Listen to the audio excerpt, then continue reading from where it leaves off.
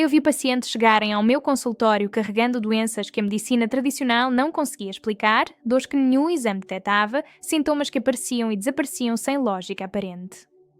E depois de anos estudando a conexão entre mente, emoção e corpo, descobri algo que mudou completamente a forma como pratico medicina. Existe um estado mental específico, uma frequência emocional precisa, que determina se você vai receber ou bloquear aquilo que mais precisa na vida. Não estou falando de pensamento positivo superficial, nem de frases motivacionais vazias. Estou falando de um mecanismo neurológico e energético real que a maioria das pessoas desconhece completamente e que explica porque algumas se curam enquanto outras continuam sofrendo, porque algumas prosperam enquanto outras lutam a vida inteira. Hoje vou revelar o que aprendi ao longo de décadas atendendo milhares de pacientes, estudando neurociência, psiconeuroimunologia e também explorando tradições antigas que compreendiam essas verdades muito antes da ciência moderna conseguir medi-las. Passei anos da minha carreira focada apenas no protocolo médico convencional, tratando sintomas com medicamentos, seguindo diretrizes estabelecidas, acreditando que a cura vinha exclusivamente de intervenções externas. Mas comecei a notar um padrão perturbador. Pacientes com diagnósticos idênticos, tratamentos idênticos, condições socioeconómicas semelhantes, apresentavam resultados completamente opostos. Alguns se recuperavam rapidamente, outros pioravam. Alguns respondiam ao tratamento de forma quase milagrosa, outros não apresentavam melhora alguma. E a diferença não estava nos remédios, não estava na gravidade da doença, não estava em fatores genéticos. A diferença estava em algo muito mais sutil e ao mesmo tempo muito mais poderoso. Estava na capacidade dessas pessoas de receberem a cura.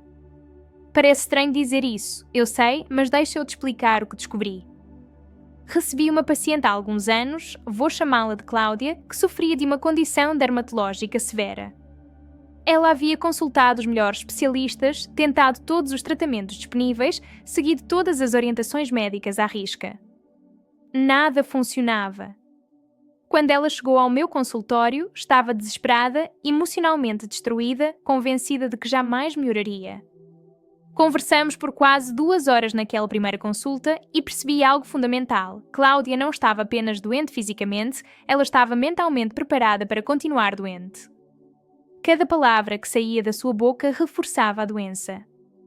Cada pensamento que ela tinha consolidava o problema. Ela acordava esperando sentir dor, olhava no espelho esperando ver as lesões, planejava seu dia em torno das limitações que a doença impunha. Ela não estava pedindo cura, ela estava se preparando para a doença. Existe um conceito na neurociência chamado neuroplasticidade que demonstra que nosso cérebro literalmente se reconstrói baseado nos padrões de pensamento que repetimos. Cada vez que você pensa algo, você fortalece conexões neurais específicas. Se você passa o dia inteiro pensando em escassez, seu cérebro cria e fortalece redes neurais de escassez. Se você passa o dia inteiro antecipando dor, seu cérebro amplifica os sinais de dor. Mas o inverso também é verdadeiro e é aqui que mora o poder da preparação para receber. Quando você conscientemente direciona a sua mente para um estado de receptividade, quando você ensaia mentalmente a experiência de já ter aquilo que precisa, você está literalmente reconfigurando sua neurologia. Não é magia, não é ilusão, é biologia. Seu sistema nervoso não distingue completamente entre uma experiência real e uma experiência vividamente imaginada. Atletas de elite usam esse princípio há décadas através da visualização. Eles imaginam cada movimento, cada sensação, cada resultado antes da competição e estudos de neuroimagem mostram que as mesmas áreas cerebrais se ativam durante a visualização e durante a ação real. O que isso significa para você? Significa que quando você se prepara mentalmente e emocionalmente para receber saúde, abundância, paz, oportunidades, você está criando as condições neurológicas necessárias para que essas coisas se manifestem na sua realidade. Voltando à Cláudia, propus um experimento. Pedi que ela dedicasse 10 minutos todas as manhãs a um exercício específico. Imaginar sua pele completamente saudável, sentir a textura lisa, ver no espelho mental uma imagem de saúde perfeita e, principalmente, sentir a emoção de gratidão como se a cura já tivesse acontecido. Ela me olhou com ceticismo, como era de se esperar. Mas eu expliquei que isso não substituiria o tratamento médico, seria um complemento. Expliquei a base científica, mostrei estudos sobre psiconeuroimunologia que demonstram como estados emocionais afetam diretamente o sistema imunológico. ela concordou em tentar. Nas primeiras semanas, nada mudou fisicamente, mas algo começou a mudar emocionalmente. Cláudia relatou sentir-se mais calma, menos ansiosa, mais esperançosa. E então, na quarta semana, as lesões começaram a diminuir. Na oitava semana, a melhora era inegável. Em 3 meses, ela estava praticamente curada, algo que anos de tratamento convencional não haviam conseguido. O que aconteceu? Ela finalmente se preparou para receber a cura. Ela parou de reforçar neurológica e emocionalmente a doença e começou a reforçar a saúde. Seu sistema nervoso saiu do modo de luta constante, do estado de estresse crónico que mantinha a inflamação ativa e entrou num estado de regulação, de equilíbrio, onde os mecanismos naturais de cura do corpo puderam finalmente funcionar. Mas a história de Cláudia tem uma camada adicional que preciso compartilhar, porque ilustra outro princípio fundamental que descobri ao longo dos anos. Durante nossas conversas, Cláudia revelou que guardava um ressentimento profundo em relação a uma colega de trabalho que havia sabotado sua carreira anos antes. Ela falava dessa pessoa com raiva visível, revivendo a traição repetidamente, alimentando o ódio. Eu disse algo que ela não esperava ouvir de uma médica: esse ressentimento está literalmente envenenando seu corpo. Não é metáfora, é fisiologia. Quando você mantém emoções tóxicas como raiva, ódio, ressentimento, seu corpo libera cortisol e outras substâncias inflamatórias de forma crónica. Seu sistema imunológico fica desregulado. Sua capacidade de cura fica comprometida. Você não pode receber saúde enquanto seu organismo está inundado de química do ódio. Cláudia resistiu inicialmente. Como posso perdoar alguém que me fez tanto mal? Ela questionou. E eu expliquei que perdão não significa concordar com o que foi feito, não significa esquecer, não significa permitir que aconteça novamente. Perdão significa liberar a carga emocional tóxica que você carrega, não pela outra pessoa, mas por você mesma. Porque enquanto você carrega esse veneno, a única pessoa que continua sendo envenenada é você. A outra pessoa provavelmente nem pensa mais nisso, mas você revive a dor todos os dias. Propus outro exercício. Durante 2 semanas, sempre que pensasse nessa pessoa, ela deveria conscientemente desejar que ela estivesse bem onde quer que estivesse. Não precisava sentir isso genuinamente no começo, apenas fazer o exercício mental. Cláudia achou absurdo, mas concordou. Os primeiros dias foram torturantes para ela. As palavras saíam forçadas, mecânicas, sem sentimento real. Mas ela persistiu. E algo extraordinário começou a acontecer. Por volta do 10º dia, ela percebeu que conseguia pensar nessa pessoa sem sentir a contração no peito, sem sentir a raiva subindo. No 15º dia, ela sentiu pela primeira vez uma genuína indiferença, uma paz. E foi exatamente nesse período que sua pele apresentou a melhora mais significativa. Coincidência? Não. Quando ela liberou a toxicidade emocional, seu corpo pôde finalmente direcionar energia para a cura ao invés de para a inflamação crónica. Essa experiência me levou a investigar mais profundamente a relação entre estados emocionais e manifestação física. Descobri pesquisas fascinantes no campo da epigenética mostrando que nossos pensamentos e emoções podem literalmente ativar ou desativar genes. Você não é prisioneira da sua genética. Seu ambiente interno, seu estado emocional, suas crenças, tudo isso influencia quais genes se expressam. Existe um estudo particularmente impressionante onde pesquisadores monitoraram a expressão génica de pessoas que praticavam meditação de gratidão por 8 semanas. No final do período, genes relacionados à inflamação estavam significativamente menos ativos, enquanto genes relacionados à imunidade estavam mais ativos. Eles literalmente mudaram sua biologia através de um estado emocional. Isso me fez repensar completamente minha abordagem médica. Comecei a perguntar aos meus pacientes não apenas sobre sintomas físicos, mas sobre o que eles esperavam, o que acreditavam, como se sentiam em relação ao futuro. E os padrões ficaram inegáveis. Pacientes que esperavam melhorar, que se viam saudáveis, que cultivavam gratidão e esperança, esses respondiam melhor aos tratamentos. Pacientes que viviam em medo constante, que esperavam o pior, que se identificavam completamente com a doença, esses tinham prognósticos muito piores, independentemente da gravidade inicial da condição. Deixa eu te contar sobre outro paciente, vou chamá-lo de Roberto.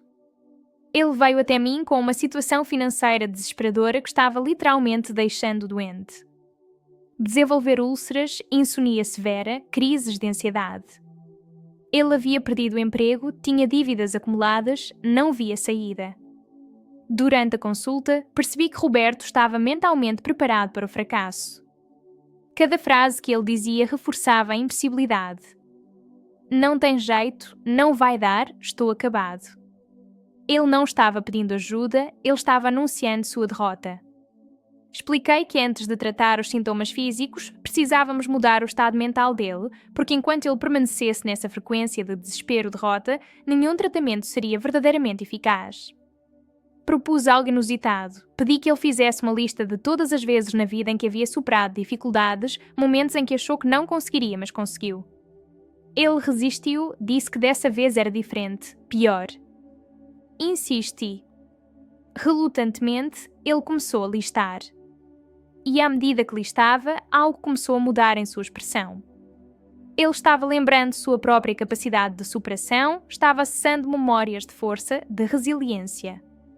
Então pedi algo ainda mais desafiador, que ele passasse 10 minutos por dia imaginando vividamente a situação resolvida, sentindo alívio, a paz, a gratidão de ter superado a crise. Não para negar a realidade presente, mas para criar um novo padrão neural, uma nova possibilidade mental. Roberto achou que eu estava sendo ingênua, que estava subestimando a gravidade da situação dele. Mas eu expliquei que não estava sugerindo pensamento mágico, estava sugerindo reprogramação neurofisiológica. Quando você está em estado constante de pânico, seu córtex pré-frontal, a parte do cérebro responsável por planejamento, criatividade, solução de problemas, fica comprometido. Você literalmente não consegue pensar com clareza, não consegue ver oportunidades, não consegue tomar boas decisões. Mas quando você conscientemente se move para um estado de calma e possibilidade, mesmo que por alguns minutos por dia, você restaura a função executiva do seu cérebro. Você volta a enxergar opções que antes estavam invisíveis. Roberto concordou em tentar, mais por desespero do que por convicção. 2 semanas depois, ele me ligou eufórico. Havia recebido uma ligação inesperada de um antigo contato profissional oferecendo um projeto freelance que pagaria exatamente o valor que ele precisava para cobrir suas dívidas mais urgentes. Ele estava em choque. Como isso aconteceu, ele perguntou. E eu expliquei, você se preparou para receber. Você parou de bloquear as possibilidades com sua energia de desespero e derrota. Você abriu espaço mental e emocional para que algo novo entrasse. E o universo, ou a vida, ou como você quiser chamar, respondeu. Mas não foi magia, foi neurociência aplicada. Quando ele mudou seu estado interno, ele começou a se comportar diferente, a falar diferente, a projetar uma energia diferente. E aquele contato profissional, que poderia tê-lo ignorado se ele estivesse na energia de desespero, percebeu algo nele que inspirou confiança. Isso me leva a um dos conceitos mais importantes que quero compartilhar. Você não atrai o que quer, você atrai o que você é. Sua frequência energética, que é determinada pelos seus pensamentos dominantes e emoções habituais, funciona como um sinal que você está constantemente transmitindo. E esse sinal atrai experiências, pessoas e circunstâncias que correspondem a ele. Isso não é misticismo vago, isso tem base em como funcionamos como seres sociais e perceptivos.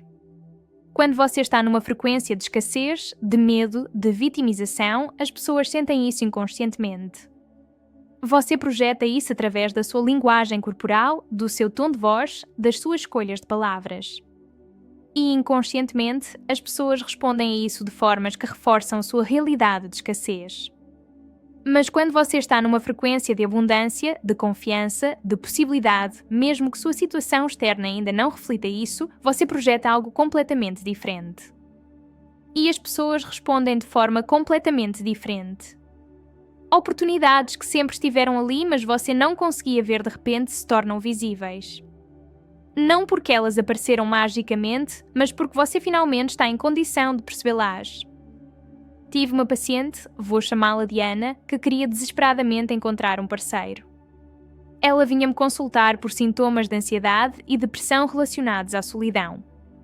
Conversando com ela, ficou claro que apesar de dizer que queria um relacionamento, toda a sua energia estava preparada para a rejeição. Ela falava de relacionamentos passados com amargura, via todos os homens como potenciais decepções, interpretava cada interação através de uma lente de desconfiança. Eu disse a ela: você não pode receber amor genuíno enquanto seu coração está fechado e blindado pela desconfiança. Você está pedindo amor, mas transmitindo rejeição. Ela argumentou que estava se protegendo de ser machucada novamente. E eu entendi perfeitamente, mas expliquei que proteção excessiva se torna prisão. Você não pode simultaneamente estar completamente fechada e reclamar que ninguém entra. Propus que ela trabalhasse primeiro na relação consigo mesma, que cultivasse um sentimento genuíno de estar completa sozinha, não como resignação, mas como plenitude real. Porque quando você está desesperada por alguém para te completar, você projeta carência e carência repele. Mas quando você está plena sozinha e aberta para compartilhar essa plenitude, você projeta algo completamente diferente e isso atrai. Ana resistiu inicialmente, mas começou a trabalhar nisso. Parou de frequentar aplicativos de relacionamento compulsivamente, parou de ir a eventos sociais com a agenda oculta de encontrar alguém. Começou a investir em hobbies que genuinamente a interessavam, a cultivar amizades profundas, a apreciar sua própria companhia. E algo interessante aconteceu. Ela parou de se sentir desesperada. Pela primeira vez em anos, ela se sentiu bem sozinha. E foi exatamente nesse momento, quando ela não estava mais procurando, quando sua energia mudou de carência para plenitude, que ela conheceu alguém de forma completamente natural e inesperada. Eles construíram um relacionamento saudável porque ela entrou nele a partir de um lugar de escolha, não de necessidade. Esses casos todos ilustram um princípio que se repete consistentemente. Preparação interna precede manifestação externa. Você não pode receber aquilo para o qual não está preparado internamente. E preparação não significa ter tudo perfeito, significa estar no estado mental e emocional correto. Significa limpar as toxinas emocionais que bloqueiam o fluxo. Significa soltar o controle obsessivo e a ansiedade que contraem suas possibilidades. Significa cultivar uma certeza tranquila ao invés de uma esperança desesperada. Existe uma diferença enorme entre esperança e certeza. Esperança muitas vezes vem acompanhada de dúvida, de medo de que talvez não aconteça. Certeza é diferente. Certeza é saber, mesmo sem evidência externa ainda, que aquilo já está em movimento. Não é arrogância, não é negação da realidade, é um estado de confiança profunda. E esse estado de certeza tem um poder tremendo porque ele te mantém em ação alinhada, em paciência ativa, em receptividade aberta. Deixa eu te explicar algo sobre como o nosso cérebro funciona em relação às expectativas. Existe um sistema neural chamado Sistema de Ativação Reticular que funciona como um filtro de atenção. Você está constantemente sendo bombardeada por milhões de estímulos sensoriais, mas seu cérebro só pode processar conscientemente uma fração deles. Então esse sistema filtra o que é relevante baseado nas suas crenças, expectativas e intenções. É por isso que quando você compra um carro de um modelo específico, de repente começa a ver esse modelo em todo lugar. Os carros sempre estiveram lá, mas agora seu sistema de ativação reticular os marcou como relevantes. O mesmo princípio se aplica a oportunidades, a recursos, a soluções. Quando você está preparada para receber, quando você acredita genuinamente que aquilo é possível para você, seu cérebro começa a filtrar informações de forma diferente. Você começa a notar coisas que sempre estiveram ali, mas eram invisíveis para você antes. Uma conversa casual revela uma oportunidade. Um artigo que você lê conecta ideias de forma nova. Um encontro aparentemente aleatório abre uma porta. Não é magia, é atenção direcionada por expectativa. Mas tem um obstáculo que bloqueia isso para muitas pessoas e é algo que vejo constantemente no consultório, a crença de que não merecem. Inconscientemente, muitas pessoas sabotam suas próprias possibilidades porque em algum nível profundo não acreditam que merecem coisas boas. Talvez por mensagens recebidas na infância, talvez por experiências traumáticas, talvez por comparação constante com outros. Elas pedem, mas por dentro estão dizendo não sou boa o suficiente para isso. E essa contradição interna cria um bloqueio poderoso. Tive uma paciente, vou chamá-la de Beatriz, que tinha todas as qualificações para uma promoção no trabalho, mas nunca era escolhida. Ela vinha-me consultar por sintomas de estresse e frustração. Explorando mais fundo, descobri que Beatriz cresceu ouvindo que era preguiçosa, que não era tão inteligente quanto o irmão, que provavelmente não chegaria longe. E apesar de ter provado essas mensagens erradas através de suas conquistas académicas e profissionais, uma parte dela ainda acreditava nelas. Então, toda vez que uma oportunidade de promoção surgia, ela inconscientemente se sabotava. Chegava atrasada em reuniões importantes, esquecia de mencionar suas conquistas, minimizava suas contribuições. Ela não estava conscientemente fazendo isso, mas seu inconsciente estava executando um programa antigo que dizia: você não merece estar no topo. Trabalhamos isso através de várias sessões, desconstruindo essas crenças limitantes, substituindo-as por verdades baseadas em evidências reais da vida dela. E algo notável aconteceu. Na próxima oportunidade de promoção, ela se comportou de forma completamente diferente. Ela apresentou suas conquistas com clareza e confiança, ela chegou preparada, ela se posicionou como a candidata óbvia. E conseguiu a promoção. O que mudou? Não foram suas habilidades, que sempre estiveram lá. Foi sua preparação interna para receber o reconhecimento que ela merecia. Ela finalmente se permitiu ocupar aquele espaço. Isso me ensinou algo fundamental. Às vezes o maior bloqueio não está nas circunstâncias externas, está nas nossas crenças internas sobre o que somos dignas de receber. E até resolvermos isso, vamos continuar rejeitando inconscientemente aquilo que conscientemente dizemos querer. Então, como você muda isso? Como você se prepara genuinamente para receber?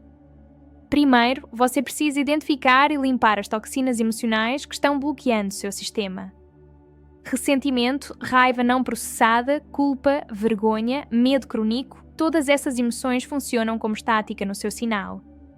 Elas distorcem sua frequência. Você não precisa se tornar uma pessoa perfeitamente zen sem emoções negativas, isso seria real e até prejudicial. Mas você precisa processar essas emoções ao invés de suprimi-las ou ruminá-las indefinidamente. Processar significa sentir a emoção completamente, entender sua mensagem e então liberá-la. Terapia pode ser extremamente útil nisso. Práticas como journaling, meditação, exercício físico intenso, todas ajudam a metabolizar emoções estagnadas. Segundo, você precisa cultivar ativamente o estado emocional daquilo que deseja receber. Se você quer paz, precisa praticar momentos de paz agora, mesmo que sua vida esteja caótica. Se você quer abundância, precisa cultivar a sensação de abundância agora, apreciando o que já tem, tratando seus recursos com respeito. Não é sobre fingir que problemas não existem, é sobre não permitir que problemas dominem completamente seu estado interno. Você cria ilhas de receptividade no meio de caos. Terceiro, você precisa agir como se. Esse é um princípio poderoso que a psicologia comportamental confirma. Quando você age de determinada maneira, sua mente começa a se alinhar com essa ação. Se você age como uma pessoa confiante, você começa a se sentir confiante. Se você age como uma pessoa saudável, seu corpo começa a responder. Não é sobre ser falsa, é sobre liderar com a ação ao invés de esperar que o sentimento venha primeiro. Um exemplo prático: se você está em dificuldade financeira, mas quer mudar isso, comece a organizar suas finanças como alguém que tem dinheiro faria. Crie um sistema de controle, mesmo que os números sejam pequenos agora. Trate o pouco que você tem com o mesmo respeito que trataria muito. Isso envia um sinal poderoso para seu inconsciente. Eu sou alguém que administra recursos bem, eu estou preparada para mais. E seu comportamento começa a mudar de formas sutis que eventualmente criam resultados diferentes. Quarto, você precisa praticar gratidão genuína, não gratidão performática. Gratidão real muda sua química cerebral. Ela aumenta dopamina e serotonina, reduz cortisol, melhora a função imunológica. Mas tem que ser genuína. Não adianta listar mecanicamente coisas pelas quais você deveria ser grata. Você precisa realmente sentir a gratidão, conectar com a emoção. Pode ser por coisas pequenas, um momento de beleza, uma gentileza recebida, uma capacidade que você tem. Quando você cultiva gratidão genuína regularmente, você literalmente reconstrói seus padrões neurais em direção a perceber abundância ao invés de escassez. Quinto, e talvez mais importante, você precisa soltar o controle obsessivo sobre como e quando as coisas vão acontecer. Esse é o mais difícil para muitas pessoas. Nós queremos controlar cada detalhe, cada passo, cada timeline. E esse controle obsessivo, na verdade, bloqueia possibilidades porque você está tão fixado em um caminho específico que perde oportunidades que vêm por caminhos diferentes. Preparar-se para receber inclui confiar no timing, confiar no processo, permanecer aberta para que as coisas se manifestem de formas que você talvez não tenha imaginado. Isso não é passividade, você continua agindo, continua fazendo sua parte. Mas você age a partir de inspiração e oportunidade, não de desespero e controle forçado. Tem uma frase que uso frequentemente com meus pacientes: segure suas intenções firmemente, mas segure seus métodos levemente. Seja clara sobre o que você quer, mas flexível sobre como vai chegar lá. Deixa-eu te contar uma última história que sintetiza tudo isso. Atendi uma paciente há alguns anos que estava enfrentando uma situação que parecia impossível. Ela precisava de uma quantia significativa de dinheiro em prazo muito curto para um tratamento médico urgente de um familiar.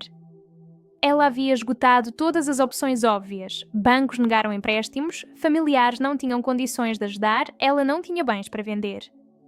Ela veio ao consultório em estado de desespero total, quase em pânico. Eu sabia que naquele estado ela não conseguiria pensar com clareza nem estar aberta para soluções criativas. Então fiz algo incomum. Pedi que ela parasse, respirasse profundamente comigo por alguns minutos e então disse: agora eu quero que você imagine, só por um momento, que o dinheiro já apareceu. Você não sabe como, mas apareceu. Como você se sente? Ela inicialmente resistiu, disse que isso era negar a realidade. Mas eu insisti gentilmente. É só um exercício, deixe a sua mente descansar do pânico por um momento. Ela fechou os olhos, respirou e aos poucos sua expressão começou a mudar. Quando abriu os olhos, ela disse: eu me sinto aliviada, em paz, grata. Ótimo, eu disse, agora segura esse sentimento. Não porque você está negando o problema, mas porque nesse estado você consegue pensar melhor. Nesse estado você está receptiva. Conversamos então sobre possibilidades que ela não havia considerado, pessoas que ela poderia contactar não pedindo dinheiro mas compartilhando a situação, recursos comunitários que talvez existissem. Ela saiu do consultório ainda preocupada, mas não mais em pânico. E algo notável aconteceu nos dias seguintes. Ela compartilhou a situação com algumas pessoas próximas sem desespero, apenas com honestidade. Uma dessas pessoas conhecia uma organização que ajudava em casos como o dela. Outra pessoa se ofereceu para organizar uma vaquinha online. Em menos de uma semana, ela tinha o valor necessário. Quando ela voltou para me contar, estava em lágrimas de gratidão. Como isso aconteceu, ela perguntou. E eu expliquei, quando você saiu do estado de pânico e entrou num estado de possibilidade, mesmo que por alguns momentos inicialmente, você mudou completamente sua energia. Você parou de projetar desespero, que faz as pessoas se afastarem inconscientemente, e começou a projetar uma vulnerabilidade autêntica que convida conexão e ajuda. Você se preparou para receber e a vida respondeu. Ela não estava apenas pedindo desesperadamente, ela estava genuinamente aberta para receber de formas que nem imaginava. Então, o que eu quero que você entenda, depois de tudo que compartilhei, é isto: você tem muito mais poder sobre sua realidade do que provavelmente acredita. Não poder mágico de controlar tudo, mas poder real de influenciar profundamente suas experiências através do seu estado interno. Quando você limpa as toxinas emocionais, quando você cultiva o estado emocional daquilo que deseja, quando você age alinhada com a realidade que quer criar, quando você pratica gratidão genuína, quando você solta o controle obsessivo, você está se preparando para receber. E nesse estado de preparação, coisas que pareciam impossíveis começam a se tornar possíveis. Oportunidades aparecem, pessoas certas cruzam o seu caminho, soluções emergem. Não porque você forçou, mas porque você se abriu. A vida sempre esteve tentando te entregar coisas boas, mas talvez você estivesse com as mãos fechadas, com o coração blindado, com a mente fixada em impossibilidade. Quando você abre, quando você realmente se prepara para receber, você fica surpresa com o quanto já estava disponível para você, apenas esperando que você estivesse pronta.